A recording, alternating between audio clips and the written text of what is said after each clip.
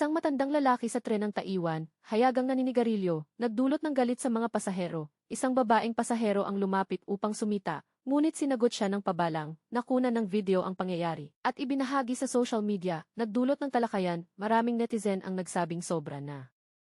Ginoo, maaari bang patayin niyo ang sigarilyo, patayin ninyo para wala ng problema. Lumapit ang babae at sumita, walang pakialam ang lalaki, hawak pa rin ang sigarilyo at patuloy na bumubuga ng puso. Tatawagin ko ang konduktor. Parang sariling bahay ang tingin niya sa bagon, hindi siya nakinig at nagpatuloy sa paninigarilyo. Kahit sabihing ire-report, hindi siya natakot, napakayabang at mapanghamon ang asa.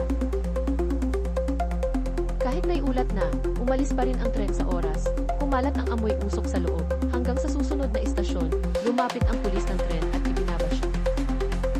Kumalat online ang video at naging mainit na usapan, marami ang nagsabing sobra na ito. Totoong medyo sobra ang ginawa, hindi niya isinasaalang-alang ang nararamdaman ng iba, napakasarili ng ginawa niya. Nakaapekto sa kalinisan ng mga pasahero, at saradong espasyo pa ang loob ng tren. Kung maninigarilyo ka sa tren, para sa mga hindi naninigarilyo, para na rin silang nalalanghap ng second-hand smoke. Ang lalaking apelidong Chen na nasa 70 taong gulang, noon ay papunta sa Zhongli Station. Ngunit sinadya niyang lumabag sa patakaran ng tren. Ang paninigarilyo niya ay nakaistorbo sa ibang pasahero. Maaaring pagmultahin hanggang 10,000 dolyar Taiwan.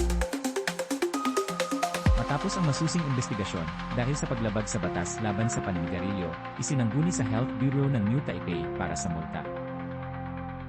Karamihan ng pampublikong lugar ay bawal manigarilyo, lalo na sa loob ng tren na saradong espasyo. Napakagrabe at hindi katanggap-tanggap ang asal. Gusto mo ba ang content namin? Mag-subscribe at i-follow na ang Liho TV.